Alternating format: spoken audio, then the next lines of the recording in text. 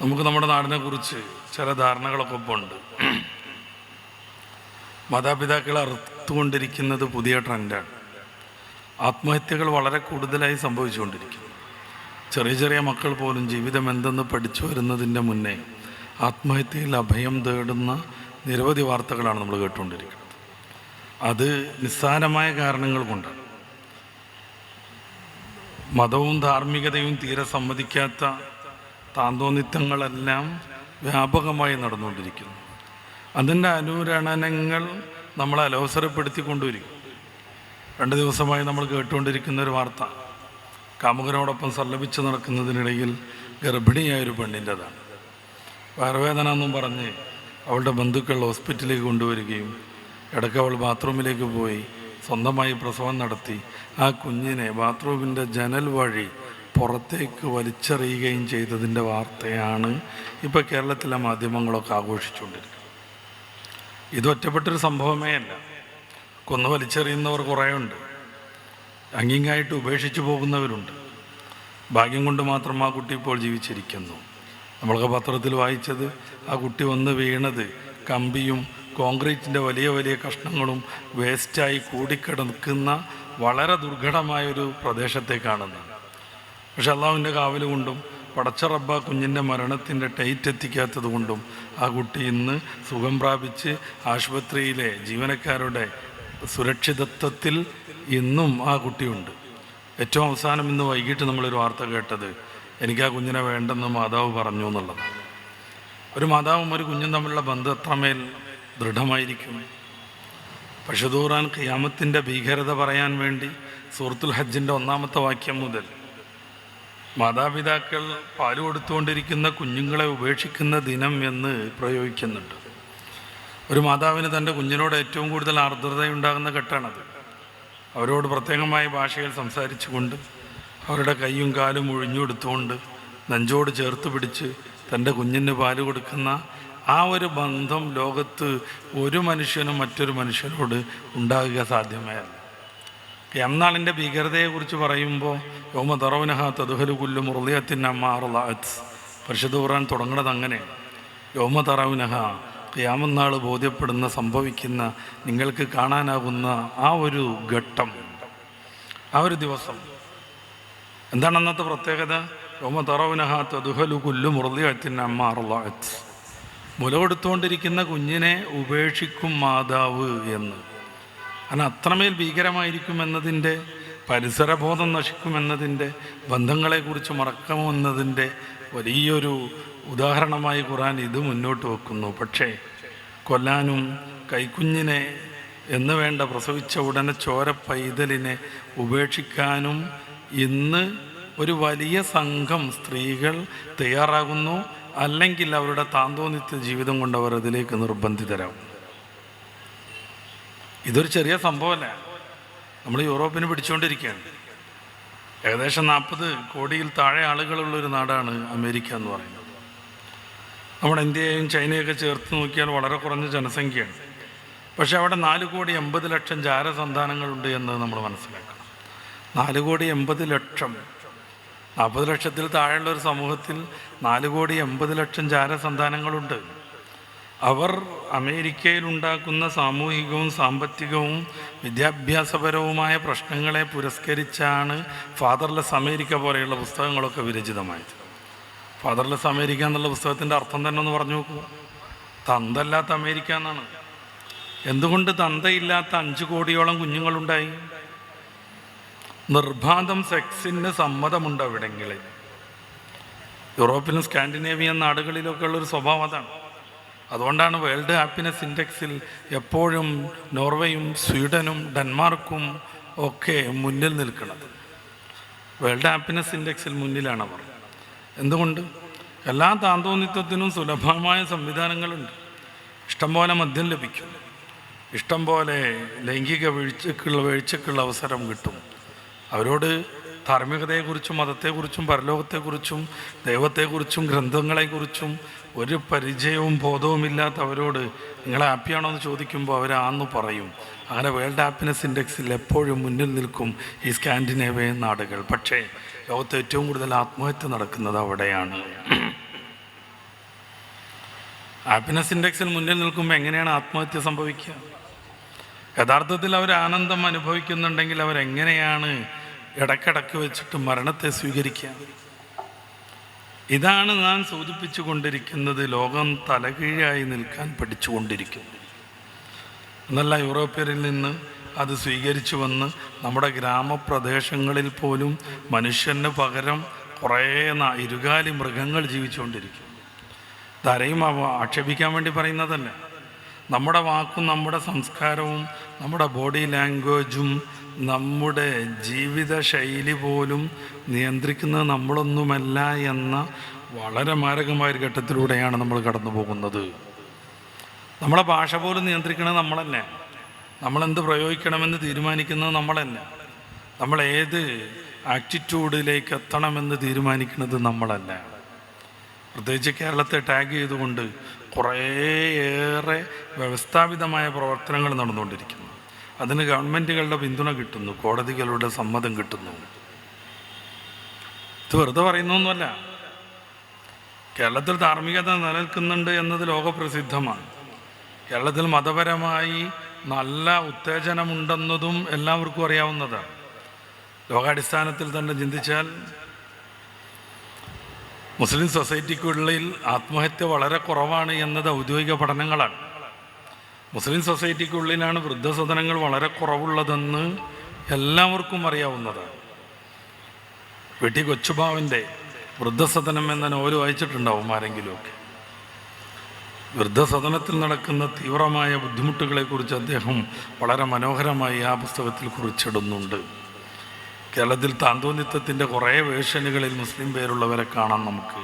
പക്ഷേ കേരളത്തിലുള്ള കള്ളുഷാപ്പ് മുതൽ വലിയ ബാർ ഹോട്ടലുകൾ വരെയുള്ള ഒന്നുപോലും ഇതുവരെയും ഒരു മുസ്ലിമിൻ്റെ പേര് രജിസ്റ്റർ ചെയ്യപ്പെട്ടിട്ടില്ല.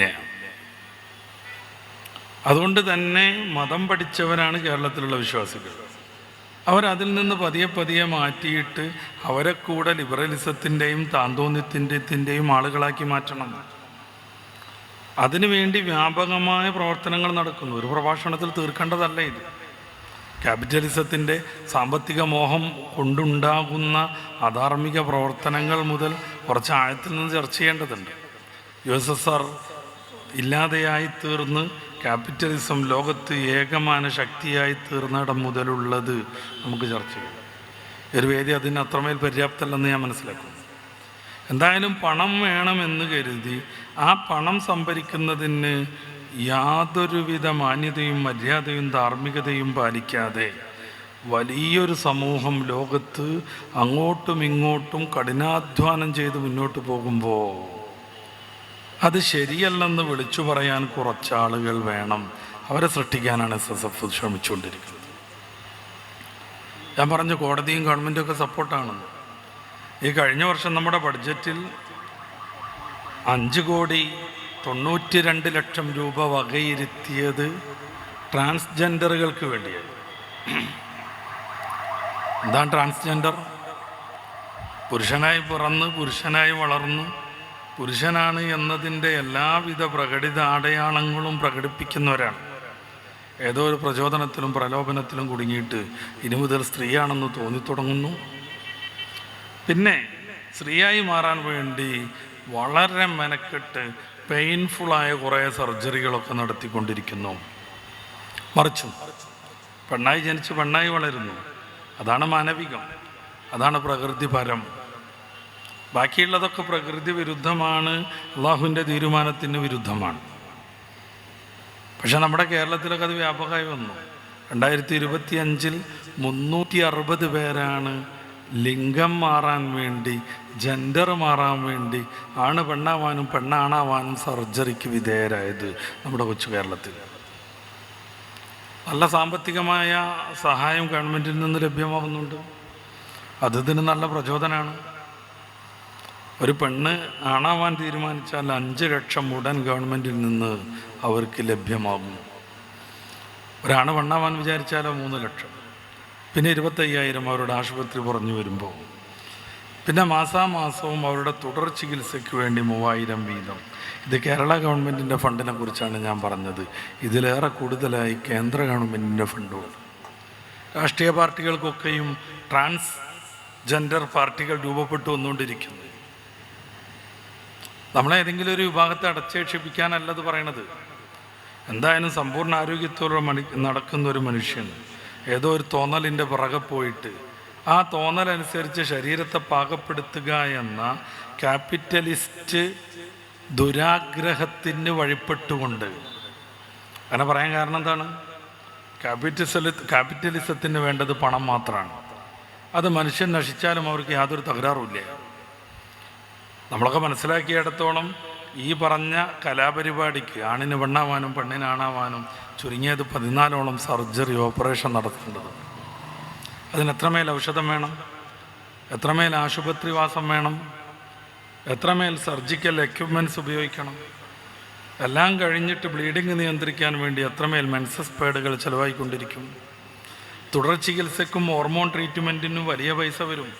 ഇതെല്ലാം ക്യാപിറ്റലിസ്റ്റ് മുതലാളിമാരുടെ വലിയ വലിയ നിധി കുംഭങ്ങളിൽ പല രീതിയിൽ അടിഞ്ഞുകൂടിക്കൊണ്ടിരിക്കുകയാണ്. നമ്മുടെ ഇന്ത്യയുടെയൊക്കെ പകുതിയിലേറെയും ഏകദേശം 100ഓളം വരുന്ന മുതലാളിമാരുടെ കരങ്ങളിലാണെന്ന് പറഞ്ഞാൽ വിശ്വസിച്ചേ തീരൂ. അതാണ് യാഥാർത്ഥ്യം. നമ്മുടെ കേരളത്തിലെ വലിയ വലിയ ആശുപത്രികളൊക്കെ അമേരിക്കൻ കുത്തകകൾ മേടിച്ചു കഴിഞ്ഞപ്പോൾ കൊടാനക്കോടനിയുടെ ബിസിനസ്സുകൾ. ഇനി അവരെന്ത് ചെയ്യും? അവരിഷ്ടപ്പെട്ടത് പ്രകാരം ഇത്തരം താന്തോന്നിത്യങ്ങൾ വ്യാപിപ്പിക്കും. ചികിത്സക്ക് അവർ നിശ്ചയിക്കുന്ന പണം ഈടാക്കിക്കൊണ്ടിരിക്കും. കുഞ്ഞു കുഞ്ഞു ആശുപത്രികളൊക്കെ അവർ വിലക്കെടുക്കും. അത് ചിലപ്പോൾ അവർ പൂട്ടിയിട്ടെന്നും വരും. കാരണം അവരുടെ വലിയ ആശുപത്രികളിലേക്ക് ആൾ വരണം. സാധാരണഗതിയിൽ 1 ലക്ഷം രൂപ കൊണ്ട് നടക്കേണ്ട സർജറി 10 ലക്ഷം കൊണ്ട് അവർ ചെയ്യുന്ന ഒരു ഘട്ടം ഒരു 2-3 വർഷം കൊണ്ട് വരും. നമ്മുടെ കോഴിക്കോടത്തെ പ്രമുഖ ആശുപത്രികളിലൊക്കെ ഒരു കമ്പനി ഏറ്റെടുത്തു. പെരിന്തൽമണ്ണ നമ്മുടെ ജില്ലയിലെ ആശുപത്രികളുടെ നഗരമാണ്. അവിടുത്തെ വലിയ വലിയ ആശുപത്രികളൊക്കെ ഈ കമ്പനികൾ ഏറ്റെടുത്ത് കഴിഞ്ഞു. ഇനി നടക്കാൻ പോകുന്ന ഇത്തരം താന്തോന്നിത്തങ്ങളുടെ വ്യാപനമാണെന്ന് പറഞ്ഞാൽ അതൊരു പ്രവചനമായിട്ട് കൂട്ടണ്ട. കാര്യങ്ങളെക്കുറിച്ച് ഇത്തിരി ഒരു ശ്രദ്ധയോടുകൂടി വിലയിരുത്തിയാൽ നിങ്ങൾക്കൊക്കെ മനസ്സിലാകുന്നൊരു യാഥാർത്ഥ്യം മാത്രമാണ്. നല്ല ആരോഗ്യമുള്ളൊരു പുരുഷൻ അല്ലെങ്കിൽ സ്ത്രീ എതിർ ജെൻഡറിലേക്ക് മാറാൻ വേണ്ടി ശ്രമിക്കുന്നു.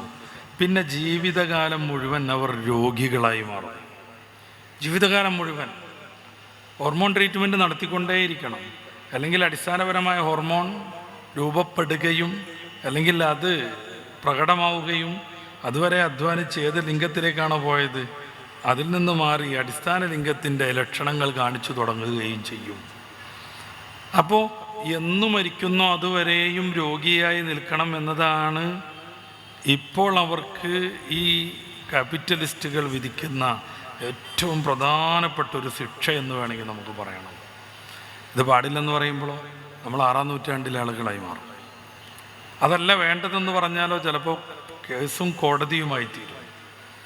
ഇത് മാനസികമായിട്ടുള്ളൊരു പ്രശ്നമാണെന്നും അതിന് നല്ല കൗൺസിലിങ്ങും മാനസികമായ ട്രീറ്റ്മെൻറ്റും നടത്തണമെന്ന് പറഞ്ഞാൽ ഒരിക്കലും സമ്മതിക്കാൻ പറ്റാത്ത വിധം എല്ലാ ഇടങ്ങളിലും ഈ നിഗൂഢ സംഘങ്ങൾ, അതിൽപ്പെട്ട ഓരോ വ്യക്തിയെ കുറിച്ചല്ല ഞാൻ പറയുന്നത്, ഇവർ ആധിപത്യം നേടിയിരിക്കുന്ന ഒരു കാലഘട്ടത്തിലാണ് നമ്മൾ ജീവിക്കുന്നത്. കുറച്ച് കഴിഞ്ഞിട്ട് അവർക്ക് തിരിച്ചു മാറണം കരുതിയാലോ? അമേരിക്കയിലൊക്കെ ഇപ്പോൾ അതാണ് ട്രെൻഡ്. അങ്ങോട്ട് മാറിയിട്ട് എതിർലിംഗത്തിലേക്ക് മാറിയിട്ട് വല്ലാതെ ഇടങ്ങേറായുന്നത് കാരണം തിരിച്ചു മാറാനുള്ള ശ്രമം നടത്തുന്നു. പിന്നെന്ത് ചെയ്യാൻ പറ്റും? ജീവിതം മൊത്തം വെട്ടലും മുറിക്കലും ആശുപത്രിവാസവും സർജറിയും വേദനയുമായിട്ട് കഴിയണമെന്നാണോ? അങ്ങനെ വേണമെന്നാണ് ക്യാപിറ്റലിസം നിർബന്ധിക്കുന്നത്. കാരണം അവർക്ക് ആവശ്യം പണം മാത്രമാണ്, ഡോളറുകളുടെ മണിക്കിലുക്കം മാത്രമാണ്. ഇവിടെ തിരുത്താനൊരു ശക്തി വേണം. അതെത്ര ദുർബലമാണെങ്കിലും, ഉയരുന്ന കൈകൾ വളരെ കുറവാണെങ്കിലും, അവരുടെ ശബ്ദത്തിന് ഗാംഭീര്യം കുറവാണെങ്കിലും, എല്ലാവരും അവരെ നോക്കി പരിഹസിക്കുന്നുവെങ്കിലും, നിങ്ങളിപ്പോഴും ലോകത്തിൻ്റെ പുതിയ സ്പന്ദനങ്ങളൊന്നും മനസ്സിലാക്കിയില്ലേ എന്ന് അവരെക്കുറിച്ച് ആക്ഷേപങ്ങൾ ഉന്നയിച്ചാൽ തന്നെയും, നിങ്ങൾക്ക് 6-ാം നൂറ്റാണ്ടിൽ നിന്ന് ഇപ്പോഴും ബസ് കിട്ടിയില്ലേ എന്ന് നിരന്തരമായി സോഷ്യൽ മീഡിയയിൽ അവരെക്കുറിച്ച് ആക്ഷേപിച്ചാൽ തന്നെയും, മാന്യത എന്താണെന്ന്, മര്യാദ എന്താണെന്ന്, എന്താണ് ധാർമ്മിക ജീവിതമെന്ന് ഉറക്കെ പറയാൻ പണ്ടുള്ള കഥയിൽ രാജാവ് നഗ്നനാണെന്ന് ഉറക്കെ പറഞ്ഞ ഒരു ചെറിയ കുട്ടിയെപ്പോലെ നമ്മുടെ നാട്ടിൽ SSFകാരാവുന്ന വിദ്യാർത്ഥികൾ ഇതുറക്കെ പറഞ്ഞുകൊണ്ടേയിരിക്കണം. ധാർമ്മിക വിപ്ലവം സിന്ദാബാദ്. ഈ ഒരൊറ്റ വാക്കിന് മുന്നിൽ ഞാൻ ഈ പറഞ്ഞു തുടങ്ങിയ എല്ലാ അധർമ്മങ്ങൾക്കും പിന്നെ പ്രസക്തിയില്ല, പിന്നെ ഒന്നിനും പ്രസക്തിയില്ല. കുറച്ചുകൂടെ കൂടുതൽ എനിക്ക് പറയാനുണ്ട്. നമ്മുടെ നാടുകൾ വളർന്നു വന്നുകൊണ്ടിരിക്കുന്ന ലൈംഗികമായ അരാജകത്വം, പീഡോഫീലിയ പോലും. എന്താ പീഡോഫീലിയ? ചെറിയ കുട്ടികളെ ലൈംഗിക ബന്ധത്തിന് വിധേയരാക്കുന്നത്.